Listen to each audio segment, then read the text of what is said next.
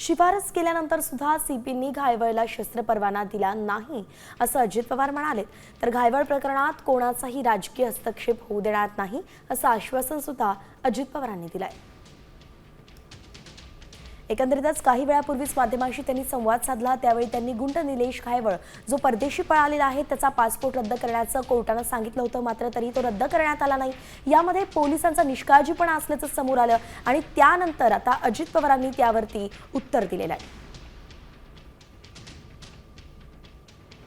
जे काही गुन्हे सचिन घायवळवरती 15-20 वर्षापूर्वी जे काही त्याच्यावरती गुन्हे दाखल होते ते 2019ला सगळे गुन्हे हे माननीय कोर्टाने त्या सगळ्या गुन्ह्यांमधून त्यांची निर्दोष मुक्तता केलेली आहे। सेटलमेंट देखील नाही, निर्दोष मुक्तता केलेली आहे। आणि मागच्या 10 वर्षामध्ये 2015 ते 2025 पर्यंत सचिन घायवळवरती एकही गुन्हा दाखल नाही। 2019 मध्ये त्यांच्यावरती जुने गुन्हे दाखल होते तर सगळे गुन्हे हे माननीय न्यायालयाने सगळे गुन्ह्यामध्ये त्यांना निर्दोष मुक्तता केलेली आहे। ही वस्तुस्थिती लक्षात घेऊन सबकॉन्शियस माइंडने निर्णय घेतलेला आहे। जर तिथं चूक असेल, जर कोणी कायदा हातात घेण्याचा प्रयत्न करत असेल, नियमाला पायमल्ली लावण्याचा प्रयत्न करत असेल तर त्याच्यावर ॲक्शन घ्या।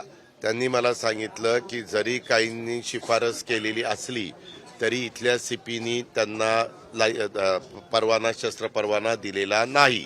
चुका केलेल्या असतील त्याच्यावर रीतसर कारवाई करायची आणि एकंदरीतच या सगळ्याची चौकशी करून जे कोणी दोषी असतील, जे कोणी संबंधित असतील त्यांच्यावर पुढची ॲक्शन त्या ठिकाणी।